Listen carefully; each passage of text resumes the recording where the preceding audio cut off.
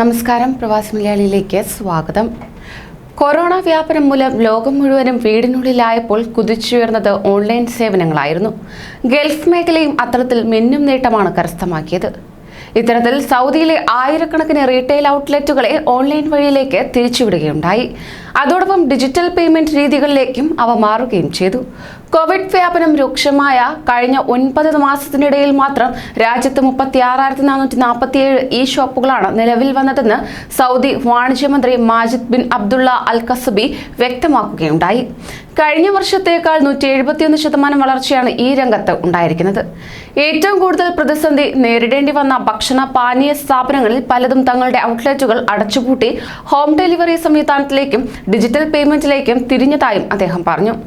Lockdown പ്രതിസന്ധി മറികടക്കുന്നതിന് സ്വകാര്യ മേഖലയെ സഹായിക്കാൻ 218 ബില്യൺ സൗദി റിയാലാണ് സർക്കാർ ചെലവഴിച്ചത്. കമ്പോളത്തിൽ സാധനങ്ങളുടെ വില പിടിച്ചു നിർത്താനും സാധനങ്ങളുടെ ലഭ്യത ഉറപ്പുവരുത്താനും സാധിക്കുകയും ചെയ്തു. അതോടൊപ്പം തന്നെ രാജ്യത്തെ ഭക്ഷ്യസാധനങ്ങളുടെ കരുതൽ ശേഖരത്തെ കോവിഡ് വ്യാപനം എങ്ങനെ ബാധിക്കുമെന്നതായിരുന്നു പ്രധാനപ്പെട്ട ആശങ്കകളിൽ ഒന്ന്. കാരണം രാജ്യത്തിന് ആവശ്യമായ ഭക്ഷണ സാധനങ്ങളുടെ 75% മറ്റു രാജ്യങ്ങളിൽ നിന്ന് വരുന്നതാണ്.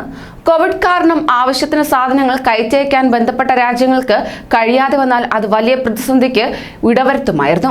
എന്നാൽ മറ്റു വഴികളിലൂടെ പ്രതിസന്ധി മറികടക്കാൻ രാജ്യത്തിന് സാധിച്ചതായും അദ്ദേഹം വ്യക്തമാക്കി.